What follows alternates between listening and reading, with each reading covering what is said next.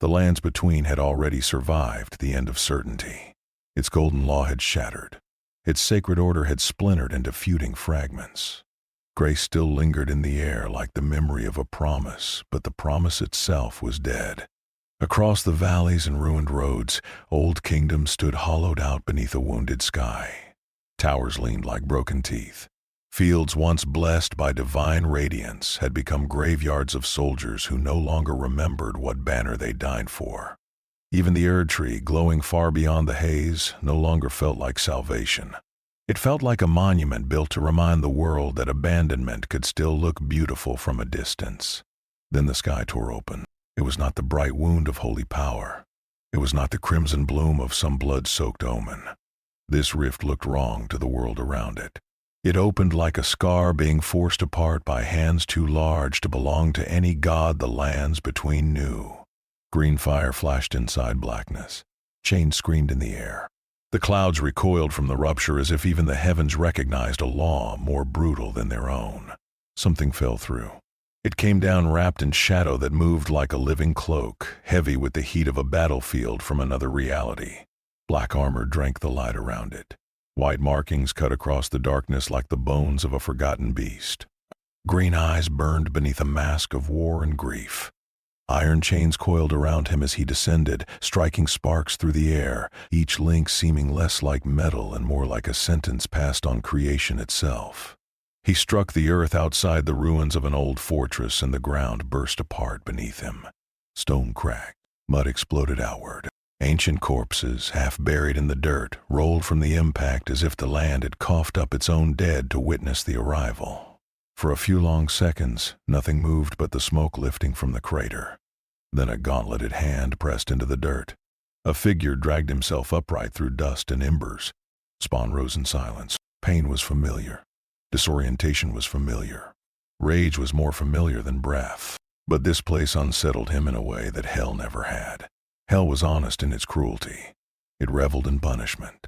It made a religion of suffering and at least had the decency to admit it. This world was different. Its agony was older, quieter, more ceremonial. The rot here wore the remains of holiness. He climbed from the crater and looked across the broken wilderness. Corpses and rusted armor lay tangled with twisted beasts whose shapes seemed warped by curses rather than appetite. Spears jutted from the ground like dead saplings. A ruined castle loomed ahead, its walls collapsed inward as if the thing that destroyed it had come from within. In the far distance, beyond the gray horizon, the Erd tree poured its soft, false glow over everything like a blessing given too late to matter. Spawn reached into the currents of power around him, testing the air the way a hunter tests a new forest. No heaven, no hell. Neither of the forces that had defined his existence seemed to rule this place. He felt no hierarchy of demons, no celestial presence, no familiar balance of sin and judgment. Instead, there was something stranger pressing through the land itself. A presence vast and cold, not moral, not infernal, not divine in any human sense. It felt like law without mercy, destiny without love, a system built by powers so distant they no longer needed worship to inspire obedience. That was when the dead began to move. At first there were only a few. Soldiers in broken armor struggling to their feet among the corpses. A hound with its ribs exposed dragging itself over the dirt. A knight whose helmet was split open, yet whose body still reached for a fallen blade with stubborn, unnatural loyalty. They turned toward Spawn as if sensing that he did not belong and therefore must be punished for it. He watched them approach with grim understanding. A ruined world, a broken faith, endless suffering marching on long after purpose had died. That part he knew. He had seen whole civilizations built on that foundation, but the flavor of it here was different. These things did not feel damned. They felt inherited, as if the curse that animated them had been passed down through the bones of the world itself. Spawn's chain slipped loose at his sides. The cape behind him unfurled like a dark storm waking from sleep. He had no idea what force had dragged him across dimensions and cast him into this dying kingdom. He did not know whether it had been accident, punishment, or design. He only knew that the lands between was ruled by something stranger than angels and uglier than devils. And as the first corpse raised its sword and staggered toward him through the ash-colored dusk, Spawn took a step forward into a world that was already broken enough to recognize another kind of monster. The first blade shattered in Spawn's hand. The undead soldier had brought it down with the rigid force of a corpse obeying orders older than memory. Spawn caught the strike, tightened his grip, and crushed the metal until fragments spilled through his fingers. Before the body could react, he drove his fist through its chest.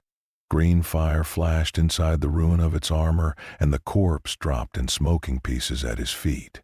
The others did not hesitate. They came from every direction, stumbling through dead grass and broken stone, drawn by impact, by instinct, or by whatever remnant of command still lived inside their empty skulls. Some were little more than skeletons wrapped in rotted cloth. Others wore the remnants of old rank, crimson plumes turned brown with age, breastplates scarred by forgotten wars. There were hounds with too many teeth, soldiers carrying shattered banners, and knights who moved with the heavy dignity of something that refused to understand it was already dead. At first Spawn assumed he knew them. Hell had countless shapes, countless experiments in punishment and violence. Endless breeds of monstrosity built from fear, greed, and pain. But the more he watched these creatures move, the less they resembled demons. There was no hunger in them, no malice sharpened by intention. They were not predators. They were debris, victims left walking by a world too broken to bury them. That realization only made the killing easier. His chains burst outward in flashing arcs of green, wrapping throats, breaking limbs, tearing shields from skeletal hands. The living cape behind him hardened into blades and spears, punching through decayed armor and lifting bodies off the ground before dropping them in twitching heaps. Hellfire rolled from his hands in sheets of emerald light, turning the dusk into a fever dream of shadow and flame. Each creature he struck convulsed with unnatural light before collapsing back into ash and silence. Yet the silence never lasted. He crossed the outer ruins of the fortress and entered a battlefield so vast it seemed the earth itself had been trained to remember death. Burned wagons lay overturned in the mud. Horses had collapsed where arrows still pinned them to the ground. Broken helms stared upward from pools of rainwater. In some places the corpses were stacked so densely that wild grass had grown through entire regiments, weaving them into the land like the roots of a dead empire. There the enemy changed. Something moved among the piled bodies ahead. Not a soldier, not a beast. A mass of limbs and fur and armored flesh rose from the center of the dead, dragging with it spears, shields, and half-buried bones that seemed fused into its hide.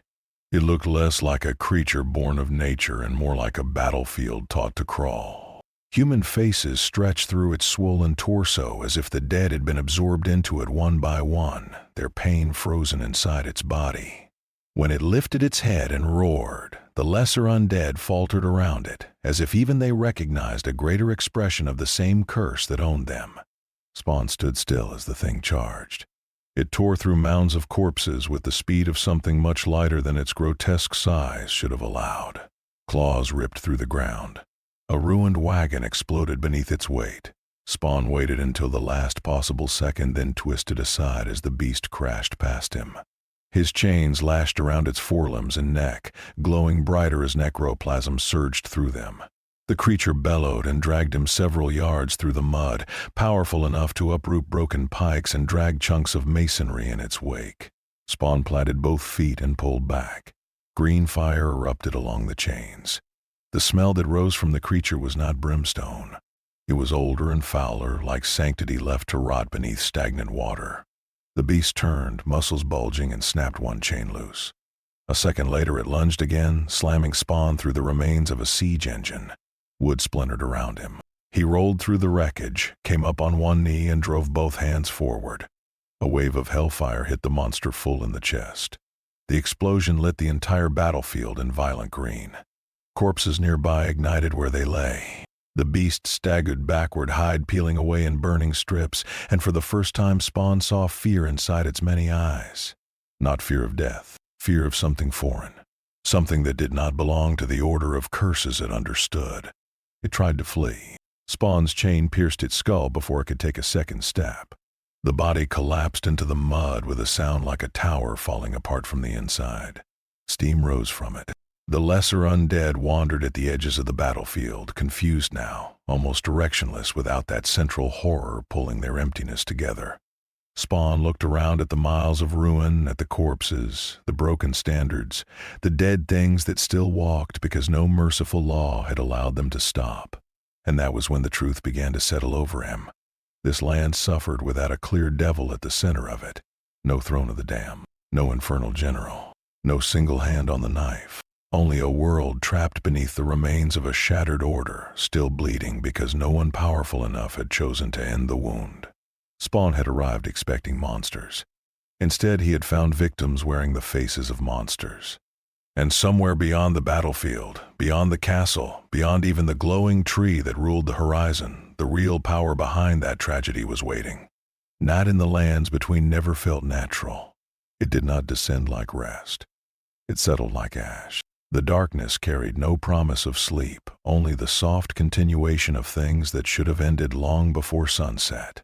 Spawn moved through that haunted quiet with the battlefield behind him and the distant Erd tree still fixed on the horizon like an eye that refused to blink. He had crossed worlds soaked in blood before, but this place remained difficult to read. Everywhere he looked, the signs of ruin were obvious. What remained hidden was the master of it. He sensed he was being watched long before he saw the watcher. A figure stood near a weathered shrine at the edge of an old road, half lit by the weak flame of a torch that might have gone out centuries ago if the wind in this land remembered how to be honest. The stranger wore the layered, practical armor of someone who survived by taking pieces from the dead. A cloak hung over one shoulder. A sword rested within easy reach. He did not move with the blind rigidity of the undead. He stood like a man who knew death well enough to look at it calmly. The warrior's eyes narrowed as Spawn approached. Confusion touched his face first, then caution, then something close to reverence. In a world where power almost always belonged to gods, monsters, or those mad enough to imitate them, Spawn did not look like a wanderer. He looked like an omen. The Tarnished spoke carefully and asked whether grace had led him here. Spawn said nothing at first. He studied the man, and in the silence he could feel the question beneath the question. In the lands between, no great strength existed without allegiance. Every champion knelt to something, whether openly or in secret.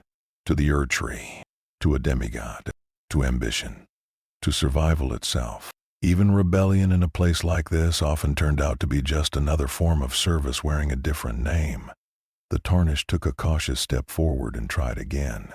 He asked if Spawn had been sent by the greater will, if the sky had opened to deliver another claimant to the broken throne, another chosen warrior to gather runes, challenge lords, and drag meaning out of a dying world by force. Spawn's answer came hard and immediate. The words seemed to unsettle the air between them. The Tarnished frowned, still trying to place him within the boundaries of his own understanding. If not the greater will, then some other master, an outer god, a hidden lord, a power beyond the stars. The man spoke as if the universe had room only for masters and instruments, causes and tools. He did not sound loyal to that idea. He sounded trapped by it. Spawn looked toward the Erd tree and then back at the warrior. He had served once. That was the wound beneath all other wounds. He had made his bargain, been used, twisted, and sent back wrapped in power that always carried another hand inside it. He knew what service cost. He knew how every promise of purpose eventually became a chain around the throat. So when the Tarnished asked again who he served, Spawn's voice turned colder than the night around them. No god, no king, no will but his own. That answer struck the Tarnished harder than any threat. For a long moment the warrior simply stared. In his world, that kind of freedom almost sounded insane. To refuse grace was one thing. To refuse all cosmic order was another. It was like refusing gravity, refusing hunger, refusing death. The entire history of the lands between was built on the assumption that every living thing existed beneath something greater, and that greatness always demanded obedience in return for meaning. The Tarnished asked then what Spawn wanted if not power. Spawn considered the question with unusual honesty. He wanted no throne, no crown, no restoration of a system already rotten at its root. He wanted to know what force had poisoned this land so completely that even its survivors mistook servitude for destiny. He wanted to know why every road led back to some distant authority, why even ruin still carried the posture of worship. Something shifted in the Tarnished's face then. Not agreement. Recognition. Quietly he began to speak of the world. Of the Elden Ring shattered and scattered. Of demigods clinging to fragments of divinity like starving men clutching knives. Of the Erdtree still glowing over a kingdom it no longer healed. Of grace calling the Tarnished back from exile, not out of mercy, but because broken systems often reached for discarded tools when their favored servants failed them. Spawn listened. The more the man explained, the clearer the shape of the lands between became. This was not hell, and it was not heaven. It was something worse in its own way. A place ruled by hierarchy so ancient and so absolute that even rebellion had been folded into its design. People here did not simply suffer beneath power. They organized their entire understanding of life around the hope of serving the right version of it. When the Tarnished finished, he looked at Spawn with a strange mixture of caution and fascination. Then he asked a final question. If not for the throne, why keep moving deeper into this cursed land? Spawn's eyes lifted toward the distant glow of the Erdtree. Because whatever rules this world has forgotten the difference between order and cruelty. Then he stepped past the shrine and continued into the night. Behind him, the Tarnished remained still for several seconds before finally turning to follow at a distance, drawn not by duty and not yet by faith, but by the unsettling possibility that a warrior who served nothing might be the most dangerous thing the gods of this world had ever seen. In the lands between, power never moved unnoticed for long. Spawn's path through the lower ruins became a trail of broken curses and extinguished horrors. Wherever he passed, wandering dead fell into piles of ash. Corrupted beasts burned with green fire that no priest of the Erdtree could name. Knights who had once terrorized roads and villages were found hanging in shattered armor from blackened battlements, bound by chains that seemed to have grown out of the darkness itself. Rumors traveled faster than riders. Whispers moved through chapels, camps, and crumbling halls. Something foreign was walking the land. Something untouched by grace, rot, blood, or flame. A warrior with the fury of a demon and the discipline of a judge. To the common survivors, those stories sounded like hope wrapped in terror. To the greater powers of the world, they sounded like a threat. Far within broken keeps and divine mausoleums, old beings turned their attention toward the disturbance. Some felt him as a wound in the texture of fate. Others as a pressure against the laws they had spent ages enforcing. Sorcerers muttered that no known current of glintstone answered to him. Priests of the old order found that their blessings recoiled from the traces he left behind. Creatures bound to scarlet rot, death, or omen blood shuddered when he came near, as if his power did not merely oppose theirs, but insulted the logic that allowed them to exist. Soon the questions began. Was he a servant of some outer god not yet named in the annals of the world? Was he a punishment sent from beyond the stars? Or was he something even stranger? A thing born from a system so brutal that the lands between, for all its curses, had never needed to imagine it. Spawn felt their attention before he understood its scale. The Tarnished who followed him, still careful, still unsure whether to call him ally or omen, spoke of watchers everywhere. The fingers had gone restless in hidden chambers. Messengers carried warnings between keeps. Even the air around certain ruins began to thicken with the anticipation of violence.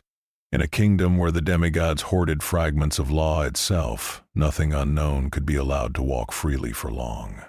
The test came at dawn. Spawn had reached the outskirts of an abandoned village sunk in fog and half swallowed by roots. The homes leaned inward as though sharing one last secret before collapse. Bodies hung from gnarled trees long dried in their ropes. Candles still burned in windows where no living hand remained to tend them. It was the kind of place that made even the dead seem like latecomers. Then the ground shook.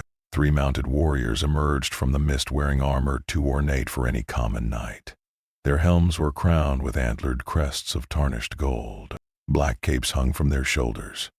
The horses beneath them were massive and unnatural, plated in iron and moving with the synchronized precision of things trained not merely to fight, but to execute.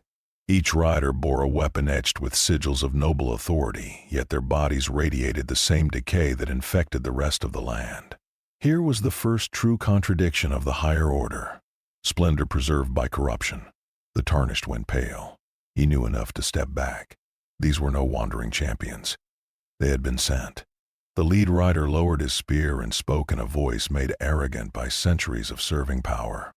He did not ask Spawn's name. He demanded allegiance. In the same breath, he offered service and threatened destruction. Yield to the will behind the throne. Submit to judgment. Be claimed or be broken. It was the language of every empire, every church, every hellish bargain Spawn had ever heard.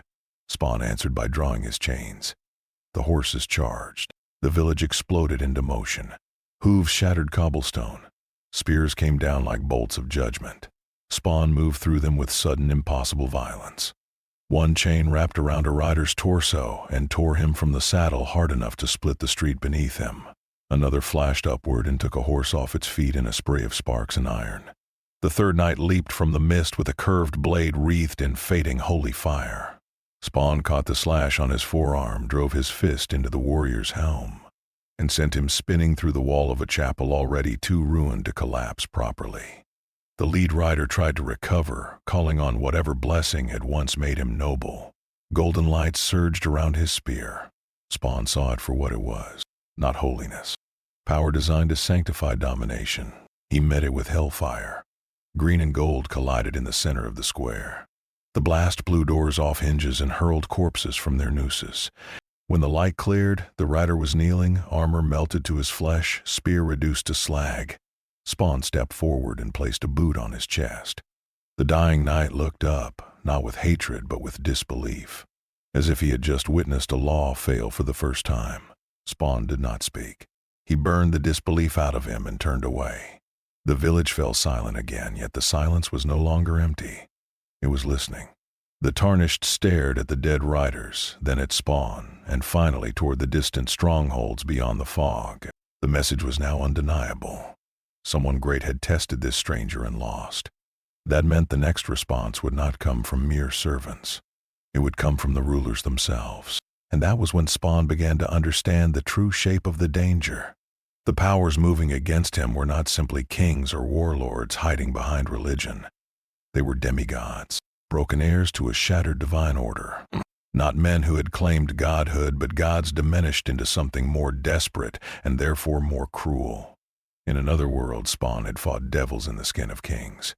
Here, he was about to fight kings in the ruin of gods. The road to Stormvale Castle wound through a landscape that looked less conquered than infected. Broken watchtowers leaned over ravines choked with fog. Carrion birds circled above battlements where old banners snapped in the wind like the remnants of a vow no one believed anymore. The Tarnished following Spawn spoke the name of the Lord who ruled there with visible contempt. Godric the Grafted, demigod by blood, miserable tyrant by nature. A creature so terrified of weakness that he had built his power from the stolen limbs of others. Spawn needed no further invitation. By the time they reached the castle outskirts, the air itself had changed. It pulsed with a feverish arrogance. Spawn could feel it in the stones, in the chained corpses hanging from parapets, in the grotesque trophies nailed to gates and walls. Stormvale was not merely ruled by corruption. It celebrated corruption as inheritance. Here was a divine line so degraded it had begun stapling strength onto itself like a beggar sewing crowns out of skin. Soldiers rushed them before the great gate. These were not the mindless dead from the outer plains. They fought with discipline, shields locked, crossbows fired from the walls. Heavy axes swept down from armored veterans whose faith had curdled into something harsher than devotion. Spawn cut through them anyway. His chains ripped men from towers. Hellfire tore battlements apart. The living cape formed a black storm around him, deflecting arrows, strangling captains, hurling bodies from the walls into the moats below. Each step deeper into the castle felt like descending into the ego of a wounded god. Then the doors of the inner hall opened. Godric waited on his throne of theft. He was a nightmare stitched from envy. Arms layered over arms, hands grafted across shoulders and ribs, flesh claiming flesh in a pathetic attempt to imitate grandeur. Beneath the grotesque abundance of limbs, there remained the trace of something once noble, and that made him worse. His face still carried the offended pride of a prince who believed the world had failed to appreciate him. In one hand he held a massive axe. In the other, the weight of inherited divinity twisted into resentment. When he saw Spawn, he did not recoil. He laughed. The sound rolled through the hall with theatrical delight. At last, something unusual. At last, a challenger worthy of spectacle. Godric did not see a stranger. He saw another source of power to claim, another body to reduce into useful pieces. He called Spawn nameless, a malformed omen from beyond the proper order. He promised that when the fight ended, Spawn's limbs would be grafted into a form worthy of kneeling before true lineage. Spawn looked at the throne, the stolen arms, the bodies wired into the architecture of the chamber, and felt a cold disgust settled deeper than anger. He had known monsters who embraced evil with clarity. Godric was smaller than that. He was the pathetic center of a broken religion, a demigod who had inherited the language of greatness and translated it into mutilation. The battle began with thunder. Godric came down from the throne in a storm of steel and screaming limbs. His axe struck with enough force to crack the floor. Spawn vaulted aside as the impact tore a trench through stone. Chains lashed out, wrapping Godric's torso and several of his stolen arms, but the demigod only roared and dragged Spawn toward him with terrifying strength. The axe came around again. Spawn blocked, boots skidding back across the hall as divine force hammered against necroplasmic resistance. Then Spawn answered. Green fire erupted from his chest and hands, a wave of infernal power that engulfed Godric and blasted him through pillars at the far end of the chamber. Stone collapsed. Dust swallowed the room. For a heartbeat it looked finished. Then laughter came again through the smoke. Godric rose burning, his flesh blackened in places, several grafted arms writhing uselessly. But the shard within him still pulsed with maddened divinity. Wind gathered around him. Not ordinary wind. Commanding wind. The weather of a lord who believed the world existed to echo his fury. He surged forward in a cyclone of blades and force, and this time even Spawn felt the weight of it. Each strike landed like a piece of law trying to reassert itself through violence. Chains snapped, armor cracked. The hall trembled under the impact of god blood and hell energy colliding. Spawn drove both hands into the floor and summoned a burst of chains from the shadows beneath the shattered tiles. They erupted upward in a forest of iron, piercing, binding, dragging Godric backward. The demigod bellowed and hacked through them, but a dozen more wrapped around his weapon arm, then his throat, then his torso. Spawn pulled tight and unleashed hellfire point blank. The explosion ripped the roof open. Rain and gray daylight poured into the hall. Godric crashed across the chamber and slammed into the base of his throne. He was wounded now, truly wounded, but far from finished. With a howl of desperation more than rage, he staggered toward the remains of a chained drake displayed as a trophy within the hall.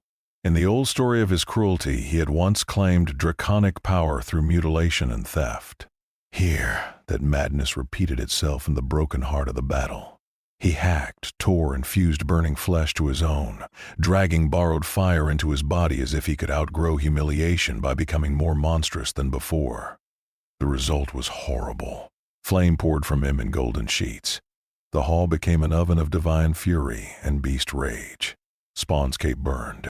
His armor smoked. The demigod came on roaring with the dragon's maw fused to his body, spraying fire that was not holy, not infernal, but something warped by lineage and delusion into a third and uglier form.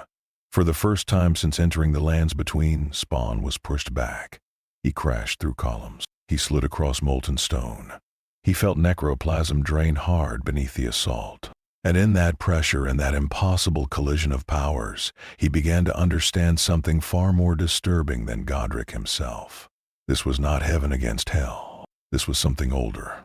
An alien system of divine authority built on cosmic inheritance rather than morality. A force that did not tempt souls or save them, but arranged existence like a hierarchy of ownership. Even hell, with all its appetite, at least still wanted belief.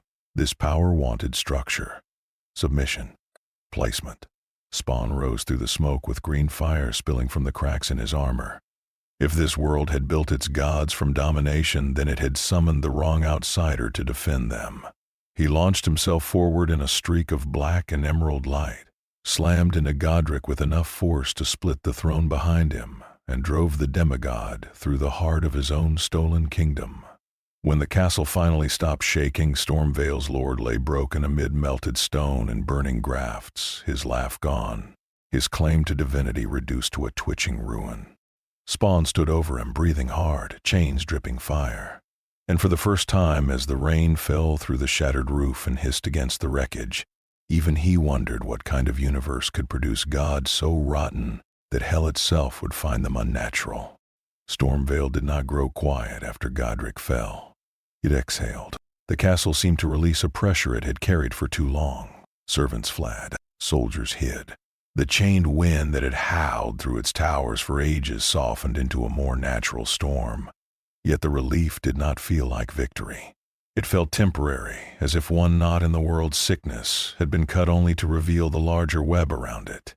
Spawn stood in the ruins of the throne hall, while rain moved through broken stone and carried the smell of ash into the corridors. The Tarnished arrived slowly, stepping over shattered armor and severed grafts, his face caught between awe and unease. He had just watched a demigod fall to a warrior who served no grace, no lineage, and no known power of the lands between. That alone would have been enough to shake faith. But what unsettled him more was the way the castle itself now felt emptier, as if its ruler had never truly been the source of its corruption, only a vessel for it. They did not remain there long. Word spread too quickly. Spawn could feel attention gathering in distant places, not merely political attention, but something deeper and more dispassionate. The kind of notice that comes when systems detect a flaw moving through them. Guided by the Tarnished and drawn by instincts he did not fully trust, Spawn traveled from Stormvale to a ruined sanctuary, where old readers of fingers and fate had once whispered interpretations of the divine. The place stood half-sunken in marshland, watched over by statues whose faces had been weathered smooth, as if even stone had grown tired of maiming the powers above. Inside, among candles that had somehow never gone out, an old woman waited. She was bent nearly double, skin thin as parchment, eyes milky with the burden of seeing too much and surviving it. Yet when Spawn entered, her head lifted at once. She did not look surprised. She looked offended in the way priests do when reality arrives in a shape their doctrine forgot to predict. She asked what abyss had birthed him. Spawn did not answer directly. He asked the question that mattered. What rules this world? The old woman laughed softly, though there was no joy in it.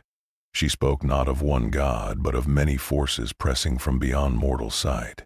The greater will, the formless mother, the frenzied flame, the scarlet rot, the dark moon, and all the nameless powers circling just outside understanding. Outer gods, she called them, though the term sounded less like a category and more like an admission of helplessness. They were not creators in any tender sense. They were cosmic influences, vast hungers, principles with desire attached. They did not merely govern realms. They infected meaning. As she spoke, Spawn listened with an expression that slowly hardened. He had spent his existence between heaven and hell, trapped in the oldest binary of human fear. Damnation and salvation, sin and absolution. Yet the forces described here did not fit those words. They were not interested in morality. They were not organizing souls into camps of virtue and corruption. They were bending existence itself toward their own textures. Rot wanted blooming decay. Frenzy wanted the collapse of distinction. The greater will wanted order absolute enough to call itself grace. Even death here was not a conclusion. It was territory contested by powers too ancient to care about the pain of individuals. That was what made the lands between so horrifying. Its people were not merely oppressed by cruel rulers. They were downstream from cosmic arguments. Spawn asked whether these outer gods could touch every life. The woman answered that they already had. Every dynasty, every curse, every prophecy, every blessing. The demigods were only masks the greater powers wore when they needed history to move in a certain direction. Heroes, monsters, martyrs, tyrants. Most believed themselves to be choosing.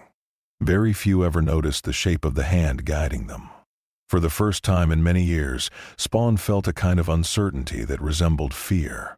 Not fear of combat, not fear of pain, fear of design. If the forces here operated on a scale beyond heaven and hell, then his arrival could not be dismissed so easily as random collision. He had been pulled through a rupture between worlds at the exact moment this kingdom was splitting under the weight of competing cosmic wills. A hellspawn in a land ruled by alien divinity. A weapon of vengeance thrown into a system built on obedience. The symmetry was too sharp to ignore. The finger reader seemed to sense where his thoughts were moving. She told him that foreign things rarely entered the lands between without becoming useful to something. If a warrior such as him had arrived, then some great power had either summoned him, allowed him, or failed to stop him. None of those possibilities were comforting. Spawn turned away from the candles and looked through the sanctuary doorway into the marsh beyond. He thought of the battlefield, the undead without purpose, the Tarnished chasing Grace because they did not know what else to chase, Godric raging beneath the illusion of noble blood, a whole world twisted by entities too immense to hate in ordinary human ways. Even hell, brutal as it was, at least possessed faces, commanders to strike. This place offered only systems wearing masks. The old woman asked him then whether he would seek an audience with a greater power. Spawn's chains stirred in the dark. No, he said. He would make them notice him instead. When he stepped back into the night, the Tarnished followed again, but now with a different expression. Not confusion, not mere caution. What walked beside him was no longer just a dangerous outsider. He had become a contradiction the world could not digest. A warrior built by one damnation standing against powers that believed every soul, every life, and every kingdom existed to be arranged. And as they moved deeper into the lands between, Spawn could feel the invisible eyes of those powers turning toward him in growing irritation. For the first time since his arrival, the question was no longer whether he belonged here. It was whether the gods could afford to let him keep refusing them. Once Spawn understood the shape of the enemy, his war changed. He no longer hunted only the monsters in front of him. He struck at the currents beneath them. Through ruined catacombs, plague-ridden villages, forgotten temples, and battlefields where death had been denied its dignity, he moved like a tear in the world's accepted logic. Creatures warped by rot convulsed when touched by his hellfire. Spirits bound by twisted rites found their chains burned away or shattered. Sorceries woven through corrupted bloodlines flickered and failed in his presence, as though infernal force, for all its darkness, still carried one quality the powers of the lands between had forgotten. That was what people began to feel around him. Not safety. This was not a gentle world, and Spawn was not a gentle savior. But where he passed, inevitability weakened. Places long ruled by curses started to seem vulnerable. Tarnished warriors who had once crawled toward Grace out of habit began turning their eyes elsewhere. Some followed him openly. Some only trailed at a distance, watching him carve through things they had been taught were untouchable. A few even spoke his name in the same hushed tone once reserved for saints or shard-bearers, though what they felt was not worship in the old sense.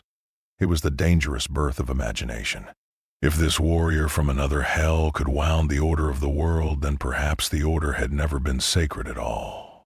That idea spread faster than fire. A knight whose family had served the Erd Tree for generations abandoned his post after witnessing Spawn destroy a malformed avatar at the root of a dead village. A sorcerer cast aside his allegiance to a distant glintstone master after seeing necroplasm rip through spells believed to be older than empires. Even some among the Tarnished, trained by suffering to kneel before any power that offered direction, began to reconsider what leadership meant. They asked Spawn to lead them. He refused every time. The refusals confused them at first. In the lands between, power was expected to gather followers the way storms gathered clouds. To win and not claim was almost unthinkable. But Spawn had seen too many revolutions become replicas of the tyrannies they replaced. He did not want subjects. He did not want a court, a doctrine, or a throne. He fought because someone had to cut into the machinery of suffering, not because he wished to sit at its controls. So the movement that formed around him became something stranger than an army. It was an atmosphere, a contagion of doubt. Warriors still carried their own vows, their own griefs, their own private reasons for lifting steel. But now those reasons were no longer automatically chained to grace, lineage, or destiny. Spawn had shown them another possibility: action without worship, resistance without coronation. The powers above felt the change immediately. The sky itself seemed to darken in response.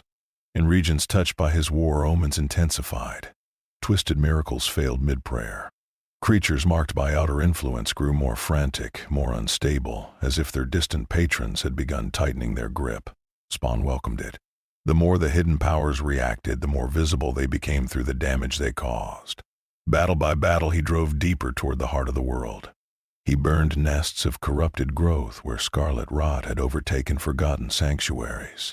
He shattered ritual sites where frenzy had seeped into human thought like poison in water. He dragged pale horrors from the roots of old tombs and broke them beneath green fire while the Tarnished watched from the edge of the light, half terrified, half awakened. Still, he never called himself a champion. He called himself nothing. That, more than any victory, gave his presence force. In a land where every title eventually became a leash, his refusal to be named by power felt like an insult large enough to shake the heavens. And with each passing day, as more warriors chose to fight beside him without kneeling to him, a new possibility emerged over the broken horizon of the lands between. Not redemption, not restoration, something rarer. A rebellion against the idea that suffering needed permission from the divine to end. In the end, Spawn stood beneath the shadow of the Erd Tree, not at its roots as a worshipper, not before it as a claimant. He stood at a distance where the full shape of it could still dominate the horizon, pouring gold across the broken world like a memory of order too stubborn to admit what it had become. Around him stretched the lands between, scarred by war, haunted by grace, alive with the aftershocks of every god, demigod, and outer will that had tried to carve destiny into the flesh of the world. He had crossed its ruins. He had burned through its monsters, shattered its champions, and faced the grotesque hunger of divine blood, made desperate. He had learned that this kingdom was not abandoned in the simple sense. It was worse than abandoned. It was claimed from too many directions at once, each cosmic power pressing its philosophy into the lives below until suffering became the only common language left. And yet something had changed. Not the world itself, not entirely. The Erd Tree still glowed. The roads were still lined with bones.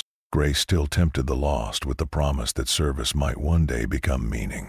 The outer gods still whispered through rot, frenzy, blood, and dream. The lands between remained what it had long been, a place where ruin wore the face of destiny. But now there was a fracture in that certainty. Somewhere in the villages, the castles, the catacombs, and the wandering camps of the Tarnished, a story had begun to spread, not of a new lord, not of a savior chosen by heaven. A different kind of story, one about a warrior dragged from another darkness who looked upon gods and found nothing there worth kneeling to.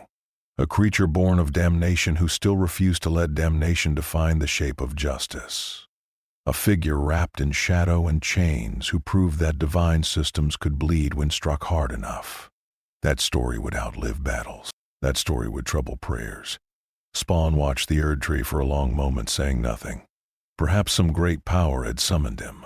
Perhaps his arrival had been planned by an outer god seeking disruption, or by a rival force trying to break the old order through foreign violence.